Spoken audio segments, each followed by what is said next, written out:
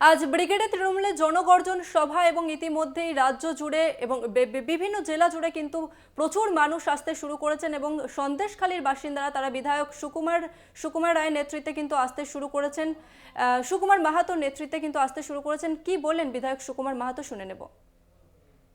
ব্রিগেডের মহাসভায় ইতিমধ্যে সন্দেশখালী থেকে প্রত্যন্ত অঞ্চলের বিধায়ক সুকুমার মাহাতোর নেতৃত্বে সেখানকার মহিলা সমর্থকরা উদ্দেশ্যে রওনা দিয়েছে। আমি সরাসরি কথা বলবো, আমার সঙ্গে রয়েছে সন্দেশখালীর বিধায়ক সুকুমার মাহাতো। আজকে কি আশা করছে? এবং আজকে সন্দেশখালী থেকে প্রায় 200 গাড়ি যাচ্ছে, প্রচুর মহিলারা যাচ্ছে। সঙ্গে সঙ্গে সন্দেশখালী থেকে বসিরহাট এবং ক্যানিং ট্রেন যাচ্ছে। মানুষের উৎপন্ন জনগর্জন সভাকে সফল করার জন্য সন্দেশখালীর মানুষকে যেভাবে বিজেপি আক্রমণ করে যেভাবে অপমান করেছে তার জন্য গর্জন করতে হবে। মহিলারাও যাচ্ছে এবং সন্দেশখালী থেকে 200 গাড়ি যাচ্ছে। আজকে তো পাশাপাশি বিরোধী দল একটা সভা করছে, কিন্তু বাইরের থেকে লোকজন নিয়ে এসে সভা করছে। এখানে লোক সব ব্রিগেডে যাচ্ছে।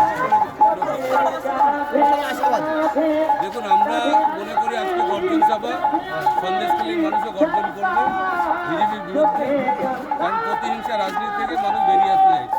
সন্দেশখালীর বিধায়ক জানিয়ে দিলেন প্রচুর মানুষ সন্দেশখালী থেকে আজকে ব্রিগেডের উদ্দেশ্যে রওনা দিয়েছে এবং সঙ্গে রয়েছে প্রত্যন্ত অঞ্চলের মহিলারা এবং একদিকে নদীপথে অন্যদিকে স্থলপথে উঠে সোজা গাড়িতে গিয়ে একদম ব্রিগেডের উদ্দেশ্যে রওনা দেবে।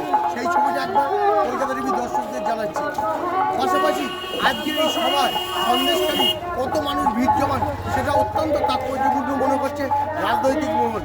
সন্দেশখালী থেকে সঞ্জিত চক্রবর্তী, কলকাতা টিভি।